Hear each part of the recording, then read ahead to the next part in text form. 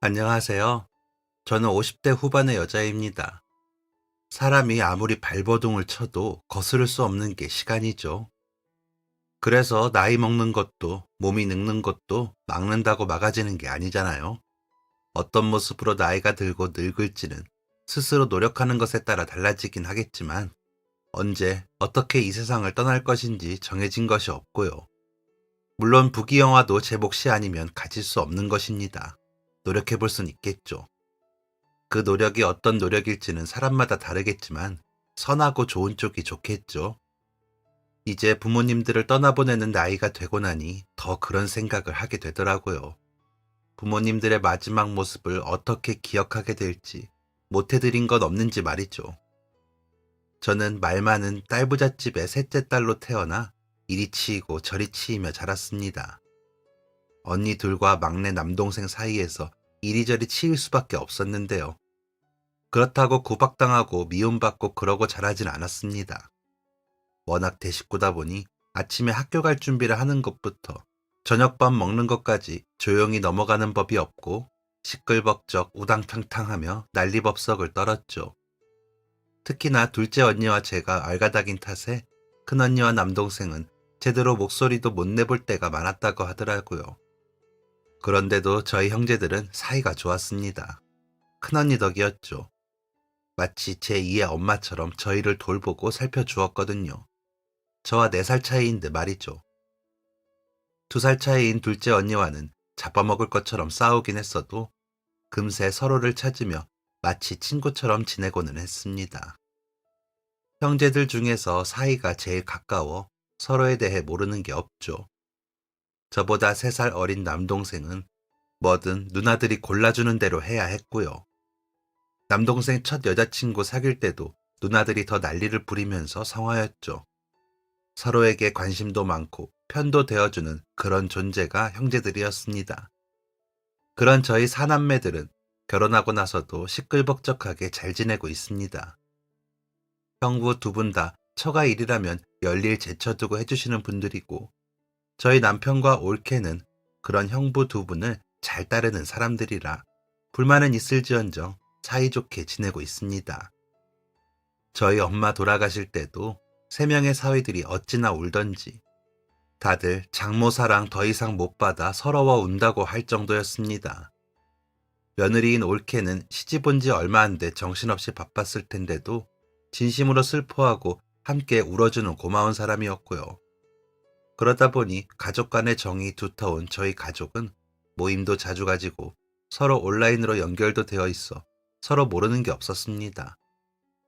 조카들과 저희 아이들도 워낙 가깝게 지내다 보니 친형제들 같고요. 어릴 적부터 누가 시킨 것도 아닌데 저희들끼리도 사이가 좋더라고요. 친정이 이런 분위기이다 보니 처음 시집가서 마주한 시댁 식구들의 모습은 당황스럽기도 하고 실망스럽기도 하고 불쌍하기도 했습니다. 분위기가 달라도 너무 다른 스타일의 형제들이라 그 앞에서 행동하는 것도 어색하고 불편할 지경이더라고요. 남편은 안 그래도 순한 사람이라 더 순해지고요. 형님만 2분인 남편은 막내이지만 형들과 나이차도 크고 해서 많이 가깝게 지내진 못하고 그저 시키면 시키는 대로 하면서 컸다고 하더라고요. 그래서 그런가 아주버님 2분과 형님 2분 다 남편에게 함부로 하고요. 처음엔 남자 형제들만 있어 그런 건가 하다가 나중엔 점점 화가 나더라고요. 비꼬듯이 말하는 것도 모자라 뭐든 한심하다는 듯이 말하면서 잘된 일들도 깎아내리며 나쁘게 되기를 바라듯이 말하더라고요. 너 같은 놈이 뭔들 제대로 하겠냐. 어쩌다 한번 얻어 걸린 거지. 그거 얼마나 가겠나. 잘되나 두고 보자. 라는 식으로요. 그런데도 남편은 아무 말도 못하고 2눈을 내리깐 채로 있더라고요. 아무리 막내여도 그렇게까지 말도 못하고 지내나 싶어 당황했다가 나중에는 화가 나 남편에게 가만히 있지 말고 뭐라고 말을 좀 해. 가만히 있으니까 아주버님들이 더 그러는 것 같아. 라고 해보기도 했지만 남편은 형님들한테 내가 뭐라고 대들기까지 해. 괜히 그랬다가 엄마만 속상하지. 나만 참으면 되는 일인데. 라고 대답하더라고요. 그 말에 저도 할 말이 없었습니다. 시어머니는 정말 좋은 분이셨거든요. 다정하시고 잘 웃으시는 분이 말씀도 예쁘게 하시는 분이었습니다. 시장에서 장사해가며 삼형제 부족하지 않게 키우시려고 고생 많이 하신 분이죠. 남편은 그런 어머님 마음이 상하지 않을까 걱정을 많이 하는 사람이었습니다. 어쩔 때는 너무 유난스럽다 할 정도로 어머님이 기뻐하실 만한 일들만 하려고 하더라고요. 효자라 그런가 싶으면서도 이해는 되더라고요. 사실 어머님은 남편을 낳아주신 분은 아니셨습니다. 늦둥이이자 업둥이로 자란 남편이었기에 어머니께 더 잘하고 싶었던 거죠. 그래서 형들이 못되고 무례하게 굴어도 남편은 참았던 거였습니다. 억지로라도 웃어야 어머님의 마음이 놓이지는 않을까 해서 그런 거죠. 하지만 어머님은 아주버님들과 형님들이 남편을 등한시하고 함부로 하는 것을 가만두고 보시지 않으셨습니다. 역정을 내시더라고요. 동기간에 아무리 정이 얕아도 사람으로서 도리가 있는데 어떻게 너희는 나이가 들어도 철이 안 나고 행동이 그러냐? 아무리 내 자식이지만 너무들 한다. 이제 그만할 때가 되지 않았니? 라면서요. 저희 남편에게도 내가 너를 유별나게 따로 키운 적이 없는데 너는 왜 그렇게 기가 죽어 있어? 누가 뭐라 그래도 너는 내 아들이야. 너희 아버지도 좋다고 하신 걸 누가 뭐라고 할 거니? 너 그렇게 기운 없이 있으면 이 어미 속은 타들어간다. 라며 한 소리 하시더라고요. 새 며느리 누구 하나에게 치우치는 법 없이 대하셨고 시집살이 한 번 안 하셨고요. 그런데도 아주버님들과 형님들은 그게 불만이라고 하시더라고요. 누가 부모인 줄도 모르는 놈 데리고 와 먹여주고 입혀주고 했으면 됐지. 언제까지 아들 취급해주고 똑같이 대할 거예요? 그런다고 생판 남이 내 식구가 돼요? 이 나이 먹도록까지 너무 불편해. 라면서요. 연애할 때 남편에게 사정 이야기를 다 듣고 알고 있었는데도 직접 눈으로 보니 듣던 것보다 더 심하고 서운하게 하더라고요. 시조카들도 남편에게만 작은아버지 소리를 안 하고 대면대면하게 굴고 남처럼 대하는 모습에 남편이 너무 안쓰럽게 느껴졌습니다. 어머님도 그러셨는지 남편에게 조카들에게 서운하게 생각 마라. 저놈들이 저희들 부모 보고 배워 그런다. 에휴, 다 내 잘못이다. 장사한다고 잘못 가르쳤어. 내 잘못이야. 라며 달래주시고요. 제게도 우리 현우가 외롭게 자랐어. 그래서 처가에 형제가 많다는 게 좋더라. 우리 현우 잘 부탁한다. 처가에서라도 형제 정 느끼게 해줘서 고맙고 라며 손을 꼭 맞잡고 이야기하시더라고요. 그래서 저는 다짐했습니다. 남편과 아이들도 많이 낳고 시끌시끌하게 살아야겠다고요. 어머님은 외아들이셨던 아버님께 시집을 온 후로 시장에서 일을 하셨대요. 시할머님이 장사하시는 걸 같이 나가서 하셨다고 하더라고요. 작은 점포 한 칸에서 생선을 파시면서 손이나 팔도 많이 다치시고 무거운 생선들을 들고 나르시다 어깨며 허리며 성하신 곳이 없도록 일하셨죠. 아버님은 돈 버는 일보다 악기 연주하고 공연하시는 것에 관심이 있으셔서 여기저기 다니시느라 집에는 잘 안 들어오셨다고 하더라고요. 다행인 건 다른 여자 안 만들고 밖에서 자식 안 나온 거라고 하실 정도로 한번 나가시면 오랜 시간 집에 안 계셨다고 하더라고요. 그런 탓에 어머니는 시할머니와 두 아들을 기르며 장사하셨대요. 먹고 살아야 하니까요. 시할머님 등살에 쉬는 날도 없이 장사하셨답니다. 시할아버님도 아버님 같으셨는지 시할머님이 엄청 억척스러우셨다고 하더라고요. 그런 시할머님 곁에서 집안 살림까지 하려니 너무 고되고 힘들었다며 내가 우리 어머님을 두고두고 원망했어. 어차피 자식들 먹여 살리려면 그렇게 했어야 했는데 그때는 너무 힘드니까 원망할 사람이 필요하더라고. 그래서 내가 속으로 원망 많이 했다니까. 말이라도 좀 다정하셨으면 내가 덜 했을 텐데. 그래도 너희 시할머니 덕분에 우리 안 굶어 죽었다. 라며 웃으셨습니다. 시할머님이 돌아가시고 나니 원망이 덜 하시더래요. 시집살이처럼 보였지만 알고 보면 먹고 살려고 아등바등 한 거였다라면서요. 마음에 안 들게 하면 인상 딱 쓰시고 쯧쯧 혀를 차실 때마다 가슴이 쿵쿵 내려앉았다고 하시면서 웃으시는데 마음이 아프더라고요. 그래서 내가 며느리들 시집살이 절대 안 시킨다 하면서 다짐을 했어. 그런데도 내가 옛날 사람이라 잘 안 돼. 혹시나 내가 불편하게 하면 넌지시 이야기해라. 알았지? 마음에 품었다가 나 미워하지 말고. 라고 하셨을 때는 내가 진짜 좋은 시어머니를 만났구나 싶어서 마음이 따뜻했습니다. 어머님과 아버님은 형제가 없으셔서 꼭 아이를 많이 낳자고 하셨지만 집에 잘 안 계신 아버님과 새벽부터 바쁜 어머님께서 아들 둘 낳기도 힘드셨대요. 그래도 외동 아닌 게 어디냐 싶어 시장과 집을 오가며 아이들을 돌보고 시장에 나가 일을 하면서 정신없는 하루를 보내셨답니다. 그러다 옆 점포에 있던 건어물 가게에서 일하는 여성분을 알게 되셨답니다. 어머님과 고향이 같아 나이 차가 나는데도 금세 친해져 언니 동생 하며 지내셨대요. 그 동생분도 결혼하면서 친정과 멀리 떨어져 외로운 마음이 드니 어머님을 의지하게 되었는지 이주알 고주알 모르는 이야기가 없을 정도로 이야기도 많이 하시고 서로 반찬도 해서 나눌 정도로 가까우셨다고 하더라고요. 그러다 동생분의 남편분이 배달을 다녀오시다가 사고로 돌아가셨고 장례를 치르는 와중에 동생분은 뱃속에 아이가 생긴 걸 아셨답니다. 그 사실을 안 어머니는 애 아버지도 없이 어떻게 낳아 기를래? 그냥 병원 가.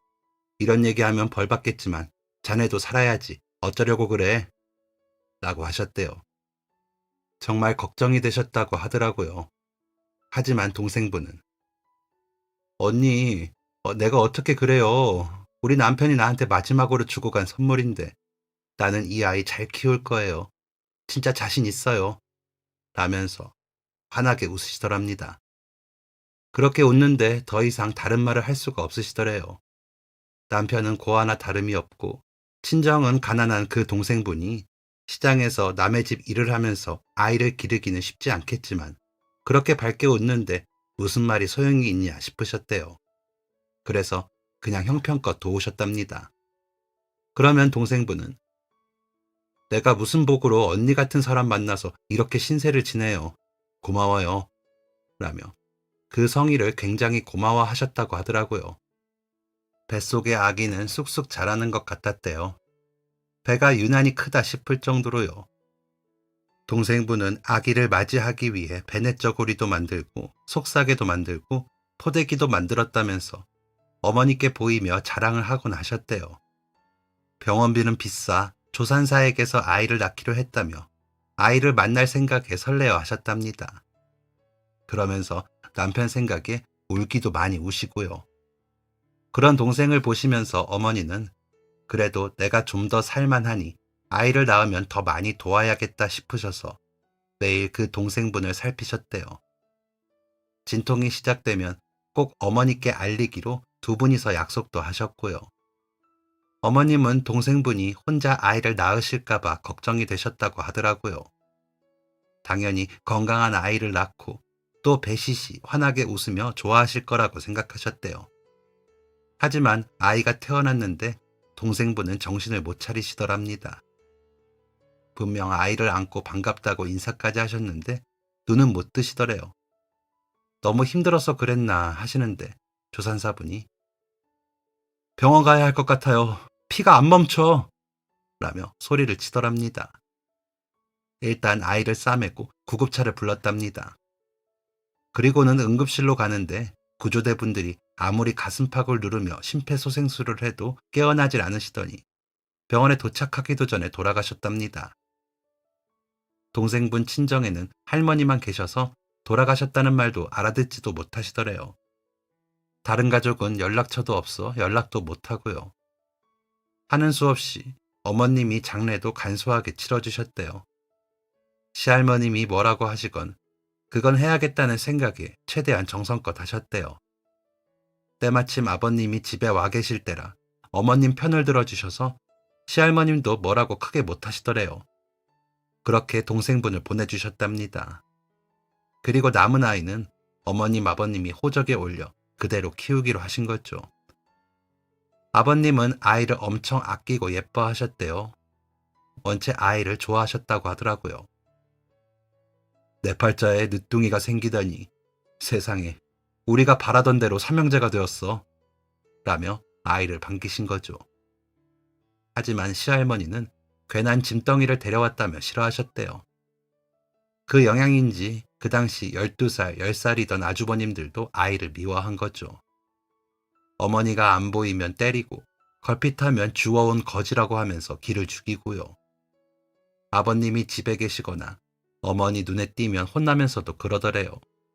아무래도 시할머님이 어떤 놈의 자식인 줄 알고 덜렁 들고 와서는 키우면 자식이 되냐? 그리고 출생신고는 뭐하러 해? 분유값은 하늘에서 떨어져?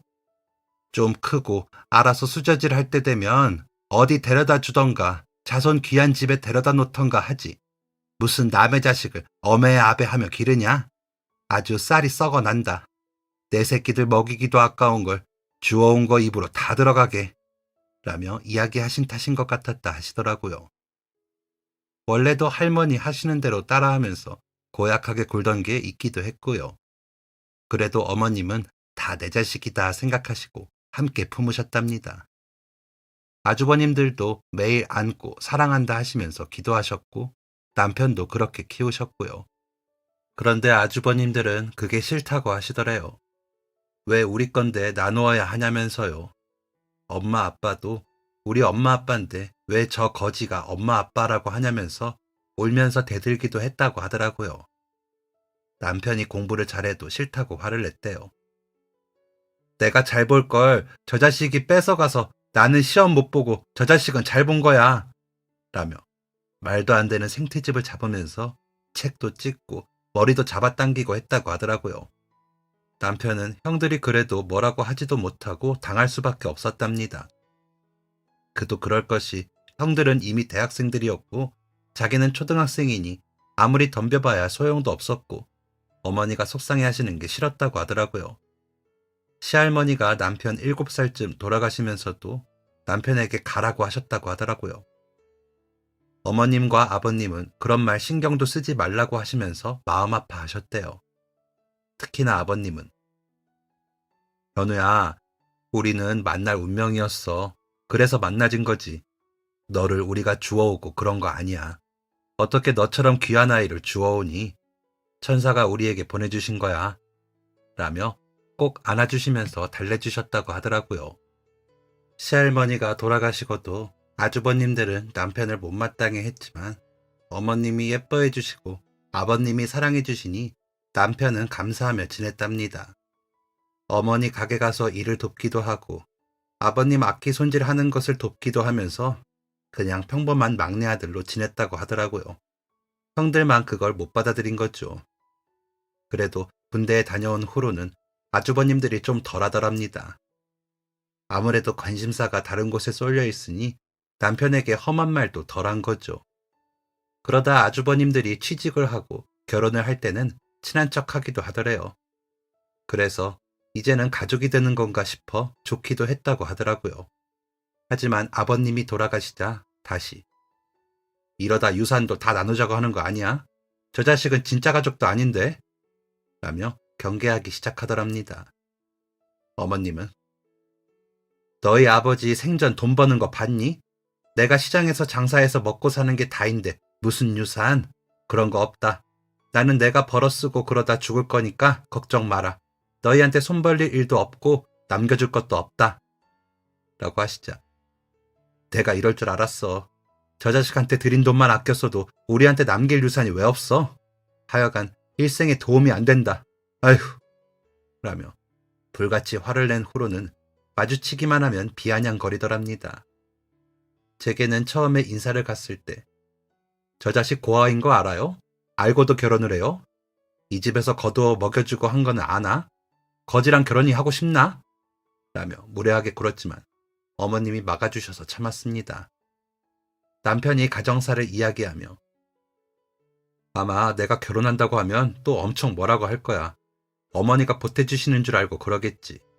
나는 괜찮은데 은하가 속상하지 않았으면 좋겠어.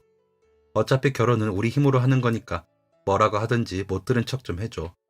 미안해, 이런 부탁해서. 라고 했거든요. 그랬기에 저도 억지로 참고 참으면서 그 자리를 견뎠습니다. 사실 아주버님 두 분 다 동네에서 유명했거든요. 제 할머니 닮아 심술궂고 성격이 별로라 어릴 때 어머님한테 맞은아이 데리고 쫓아오는 집이 여럿이었다 하더라고요. 처음에 제가 남편과 결혼하겠다고 했을 때 친정에서도 아주버님들 때문에 걱정을 많이 하시기도 했고요. 한 동네에서 오래 살다 보니 다 알게 되더라고요. 저와 남편은 한 살 차이에 한 골목에서 자라다 보니 오며 가며 어린 시절 함께 뛰어놀던 기억이 있어 친근하게 자라 남편 성품은 걱정 안 했습니다. 골목 끝에서 끝집이라 아주 큰 소리가 나지 않는 이상 각자 집에서 어떤 일이 일어나는지는 몰랐지만 입과 귀를 통한 소문은 골목을 넘었으니까요.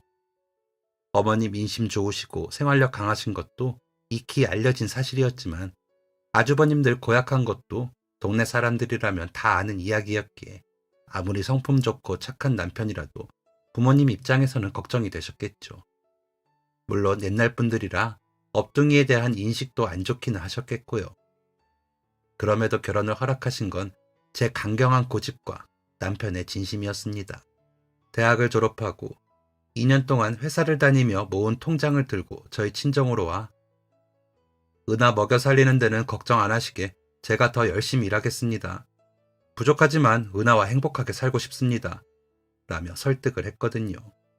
저는 고등학교를 졸업하고 작은 회사 다니면서 모아놓은 돈이 있었기에 호기롭게 둘이서 모은 돈으로 살림 차려보겠다고 큰 소리를 치기도 했습니다. 남편 같은 사람이라면 차근차근 모으며 살아볼 수 있겠더라고요. 어머님도 이미 오며 가며 제게 친근함을 표시하시면서 가까워지기도 했고요. 사실 제가 중학교 때 남편을 짝사랑하기도 했습니다. 제법 사내아이 같은 소년스러운 얼굴이 드러나면서 잘생겨 보이더라고요. 그 사실을 안 둘째 언니는 남편이 지나가거나 마주치면 제 이름을 부르며 놀리는 통에 진땀을 뺀 적이 한두 번이 아니었습니다. 그래도 좋더라고요. 그러다 남편이 간 고등학교와 제가 다니던 고등학교가 서로 멀어 잘 마주치지 못하게 되면서 제 첫사랑은 그렇게 사그라들었습니다. 그런데 남편이 제대를 하고 쉬는 기간에 어머님을 도우러 시장에 나가면서 저와 동선이 맞물려 자주 마주치다 보니 또 좋아지더라고요. 그때도 제가 먼저 좋아하기 시작한 것 같네요. 일부러 어머님 가게에 가서 생선을 샀거든요. 일주일에 4번 정도 엄마가 다 해먹지도 못한다고 그만 사오라고 하는데도 계속 가서 샀습니다. 남편은 그런 제가 귀여웠다고 하더라고요. 너무 티가 났다면서요. 그런데 그 마음이 싫지가 않더라면서 제가 오기를 기다렸다고 하더라고요. 남편이 복학을 하고 제게 꽃을 사주면서 만나보자 했을 때는 저도 모르게 눈물이 뚝뚝 떨어져 창피하기도 했습니다. 마음을 너무 들킨 것 같아 부끄럽기도 했고요. 그래도 어쩝니까, 좋은 걸. 연애할 때는 정말 좋았습니다. 비싸고 화려한 데이트가 아니어도 좋았습니다. 골목에서 헤어져 각자 집으로 돌아갈 때는 헤어지는 게 너무 아쉬웠고 호떡 하나를 나누어 먹어도 세상에서 제일 달고 행복했으니까요. 아주버님들은 그때 이미 결혼하고 분가했기에 잘 보이지도 않아 상관도 없었고요. 그런데 결혼할 사람 인사 온다는 말에 득달같이 달려와 비아냥거리니 너무 꼴보기가 싫고 뭐 저런 사람들이 다 있나 싶어 어이가 없더라고요. 어머님은 그런 아주버님들을 나무라시며 너희가 현우 결혼하는데 보태줄 거야? 나도 못 보태준다. 그러고 싶은 마음은 굴뚝 같은데 애미가 돈이 없어. 너희 해준 것만큼 해줄 거야. 그러니까 엄한 소리 말고 새 식구 들어오는데 초치지 마라. 라고 하셨습니다. 그러자 둘째 형님이 어머님, 저희는 어머님이 이러시는 거 솔직히 서운해요. 객식구한테 그렇게 정성을 들이시면서 저희한테 너무 하시는 거 아니에요? 저랑 형님이랑 결혼할 때 가락지 한 쌍 해주신 거밖에 더 있어요. 아무리 그러셔도 더 나이 드시면 친자식분인데 너무하세요. 라고 하더라고요. 어머님이 그 말에 눈이 커다래지시더니 아가, 나는 너가 나한테 그러는 거 바라는지 몰랐다. 나는 그게 최선이야. 내가 해줄 수 있는 건 그게 다야. 그리고 객식구라니. 누가 객식구냐? 아범이 철없이 그런 말을 하면 너희라도 그러지 말라고 달래야지. 같이 그러고 있어? 현우, 내 자식이다. 너희 아버지도 그러셨잖니. 현우 뱃속에 있을 때부터 내가 곁에서 같이 있었어. 비록 직접 품지는 못했지만 나는 우리 현우랑 단 한 번도 떼어놓고 생각한 적 없다.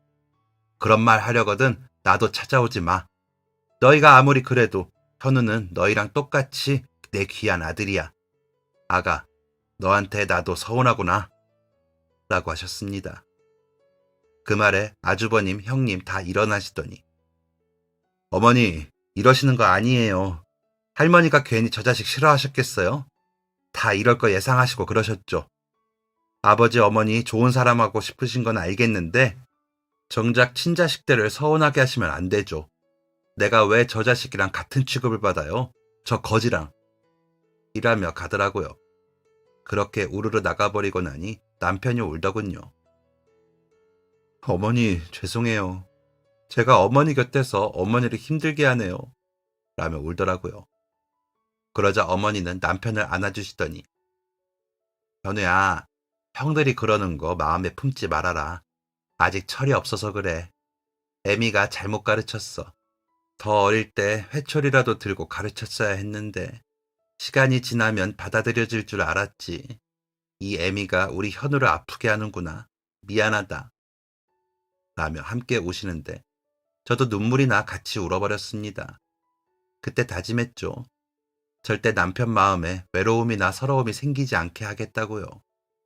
그리고 어머님께도 꼭 효도하는 며느리가 되겠다고요. 상견례를 하고 결혼식 날까지 저희는 어려움 없이 착착착 진행됐습니다. 다 좋더라고요. 같이 구한 작은 집도 그 집이 저희 물건으로 채워지는 것도요. 신혼여행을 제주도로 예약하면서도 신이 나서 콧노래가 났습니다.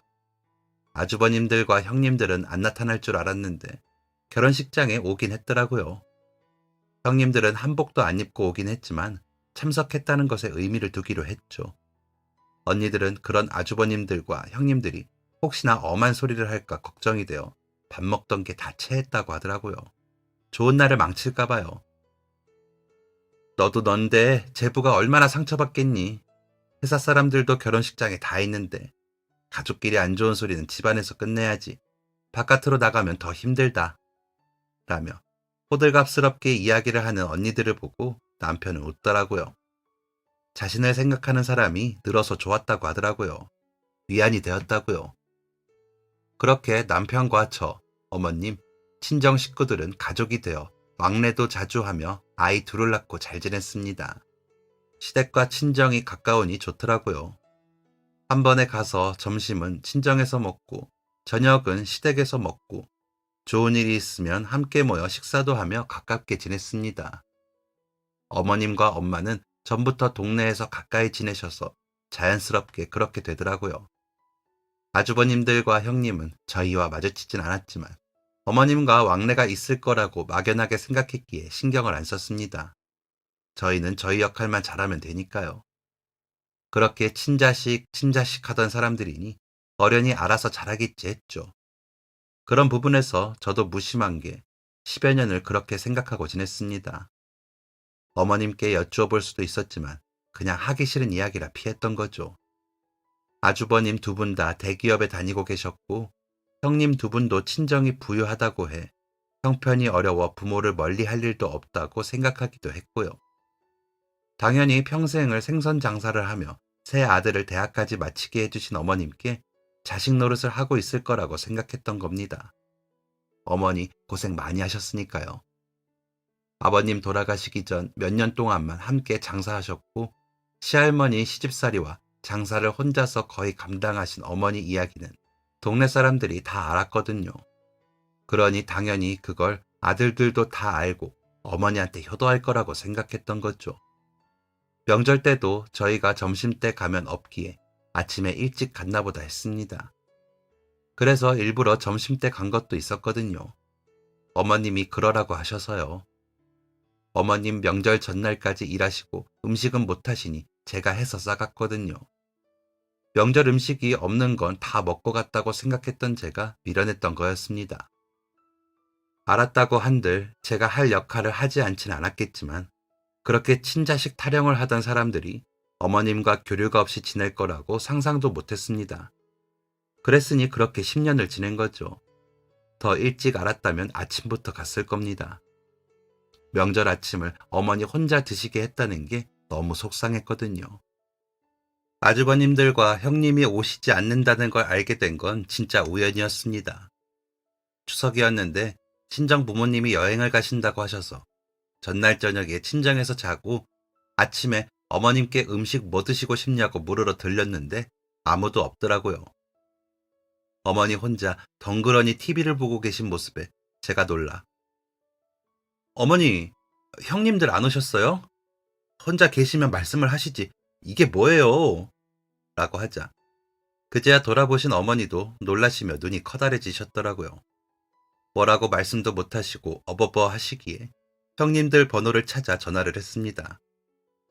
두 분 다 명절인데 안 오시냐는 제 물음에 우리 안 간 지가 10년이 넘었는데 갑자기 무슨 소리야?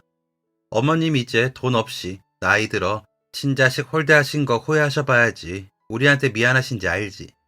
객식구 장가 보낼 때 어떻게 하시나 하고 가봤더니 아주 우리 결혼할 때랑 똑같이 하시더라. 그래서 우리 그때부터 발길 끊었어. 그런데 너무 무례한 거 아니야? 어디다 전화해서 오라가라야 건방지게. 키워준 은혜 혼자 잘 갚아봐. 뭐 얼마나 대단히 효도할진 모르겠지만 돈도 없는 노인네. 앞으로 돈 될 일만 남았네. 우리한테 손 벌리진 말고 친자식 귀한 줄 모르고 엄한데 정성 쏟으신 대가야. 라며 끊더군요. 마치 약속이라도 한 듯이 비슷하게 말하는 것을 듣고 저도 망연자실 하더라고요. 어머니가 너무 안 됐고 불쌍해서 눈물이 나려고 하는 걸 참았습니다. 전화로 너희도 인간이냐고 어머님이 얼마나 고생하셨는데 이따위로 구냐고 소리 지르고 싶었지만 곁에 계신 어머님이 상처받으실까 두려워 못 그랬습니다. 그렇다고 아무렇지도 않은 척도 못하겠기에 괜히 주방으로 가 냉장고를 열며 어머니, 그동안 왜 명절 아침에 혼자 계신다고 말씀 안 하셨어요? 형님들 안 오신 지 오래됐다면서요. 저희라도 와 있게 이야기하시지. 혼자 안 적적하셨어요? 라고 묻는데 목소리가 떨리더라고요. 그러자 어머님은 예, 나도 어제까지 장사하고 힘든데 좀 쉬고 싶지. 너희도 느긋하게 오면 좋고 와서 얼굴 보여주는데 언제인 게 뭐가 중요하니? 나는 지금도 좋아. 너희만한 효자가 없다. 라며 웃으시는데 저는 눈물이 터졌습니다.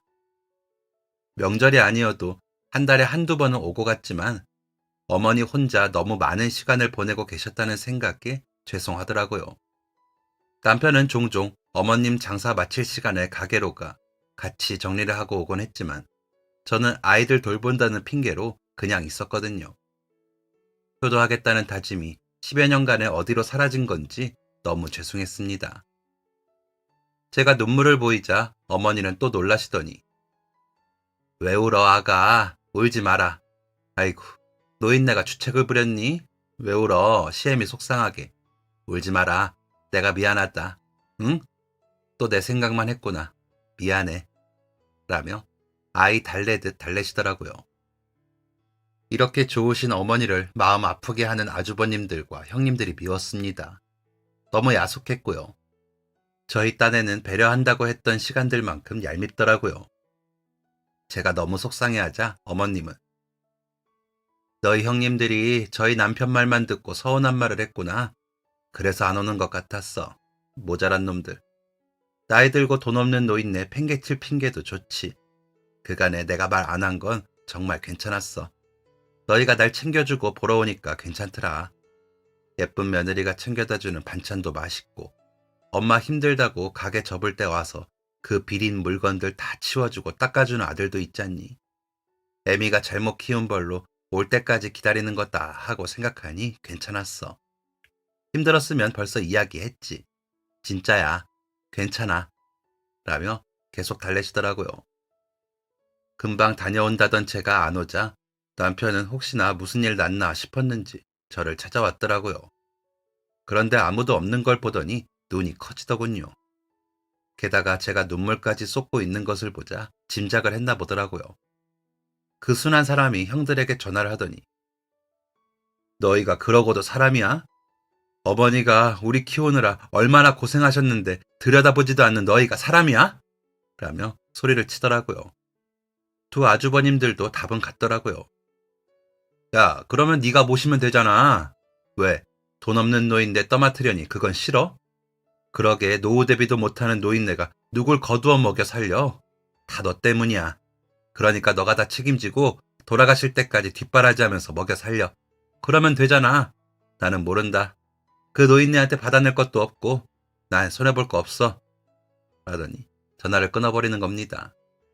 두 아주버님 내외가 얼마나 그 부분에 대해 이야기를 했으면 저렇게 같은 대답을 할까 싶어 어이가 없고 허탈하기까지 하더라고요. 멍하니 있다가 일단 친정으로 가 짐을 싸 아이들을 데리고 어머님께 왔습니다. 그리고는 챙겨온 음식과 재료들로 차린 음식으로 어머님께 상부터 차려드렸죠. 식사를 다 하신 어머님께 어머니, 앞으로 제가 명절 전날 와서 음식도 미리 하고 명절날까지 있다가 친정으로 건너갈게요. 어머니 이렇게 혼자 계신 줄 알았으면 진작 이렇게 했을 거예요. 어머니 이 연세까지 일하시게 하는 것도 너무 죄송한데 혼자 명절 아침 맞이하시게 한 건 너무 죄송해요. 라고 말씀을 드렸습니다. 그러자 남편이 엄마 죄송해요. 저 때문에 엄마가 진짜 돈도 없이 제가 더 열심히 일해서 엄마 꼭 호강시켜 드릴게요. 라고 하면서 꼭 참았던 눈물을 흘리더니 얼른 닦더라고요. 그러자 어머님이 서랍 안에서 무슨 봉투를 내미시더니 이거 봐라. 내가 돈이 왜 없니? 여기 개발된다고 사람이 날 찾아왔어. 그 사람이 팔기만 하면 그 땅 사면서 얼마 준다고 했는지 아니? 거기 써있지? 라고 하시더라고요. 100억이라고 쓰인 글씨를 저는 잘못 읽었는 줄 알았습니다. 남편도 엄마, 이게 100억이에요? 100만 원이 아니고? 라며 대묻더군요. 그러자 어머님은 그래 100억.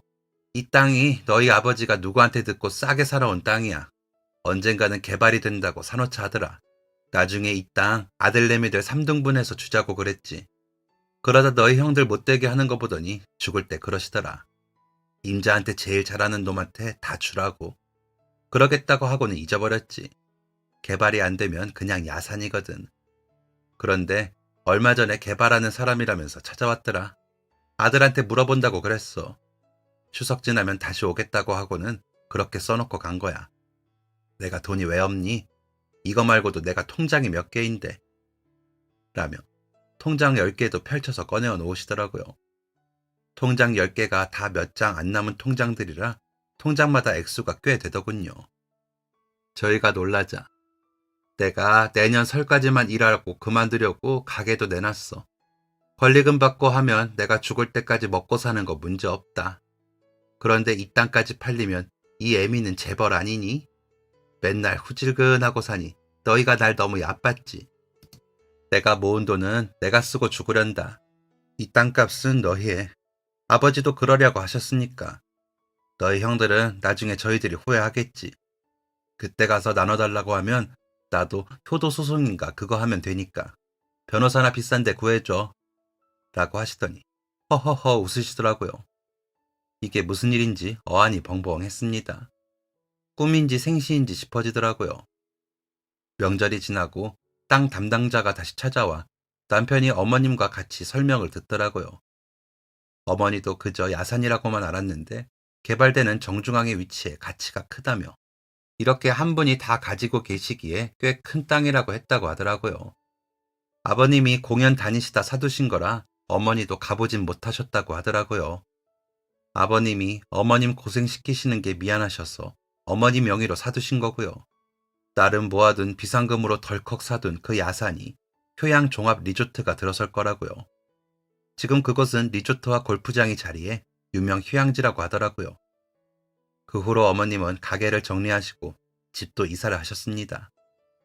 저희와 함께 사시자 했더니 그건 싫다고 하셔서 바로 앞뒤 동으로 이사를 했죠. 아주버님들과 형님들은 어떻게 알았는지 전화에 불이 날 정도로 전화를 하더니 얼른 내놓으라고 난리를 치더라고요. 어머님의 예상이 맞았죠. 소송을 해서 몽땅 다 뺏겠다고 호언장담을 하고 끊으시더래요. 이 거지 새끼가 다 뒤로 꿍꿍이가 있어서 어머니랑 우리 사이 갈라놓고 돈을 다 차지해? 너 내가 가만히 둘 줄 알아? 너 두고 봐. 내가 손해배상까지 청구할 테니까. 라면서 서슬이 펄은 목소리로 끊더래요. 이에 어머니가 정말로 효도 소송하신다면서 변호사도 선임하시고 소송을 하신다고 통보를 하니 유리할 게 없다고 생각을 했는지 연락이 없더라고요. 어머니 변호사 말로는 어머님이 돌아가신 게 아닌 상태에서 양도를 하신 것이고 이미 세금까지 다 납부가 된 상태라 어쩔 도리가 없어 다른 변호사들이 선뜻 나서긴 힘들 거라고 하시더라고요. 어머님 변호사가 15년치 통화 목록을 뽑아놓으셨는데 그 어떤 곳에서도 두 아들과 며느리의 연락이 오고 간 기록이 없다는 근거만으로 효도 소송은 해볼만 하다고요. 그렇게 저희는 어머님 모시고 여행 다니며 지냅니다. 아이들도 이제 성인이 되어 자신의 길을 가려고 준비 중인데 어머님이 하셨던 것처럼 사랑을 베풀어 놓아줄 수 있으면 좋겠다는 생각을 합니다. 그런데 저도 이제 나이가 든 건지 자꾸 걱정만 앞서고 그러네요. 아주버님 두 분과 형님들도 이제는 노년에 들어서셨겠죠. 지금은 좀 마음이 바뀌어 반성을 하셨는지 모르겠습니다. 조카들은 효도하는지 궁금하기도 하네요. 여러분들도 저희 아주버님들과 형님 같은 후회는 하지 않으시길 바랍니다. 부모가 돈이 있어야 부모가 아니고 꼭 피를 나눠야 가족이 되는 건 아니잖아요. 혹시나 저희 남편에게 조금이라도 따뜻하셨다면 이렇게까지 됐을까요? 어머니 고생하신 거 조금만 더 돌아보셨다면 어땠을까요? 그쵸? 여러분들은 보다 현명한 선택을 하시길 바라겠습니다. 후회가 가장 무서운 거라잖아요. 지금까지 사연 들어주셔서 감사합니다. 사연이 재밌으셨다면 구독과 좋아요를 눌러주세요. 감사합니다. 안녕히 계세요.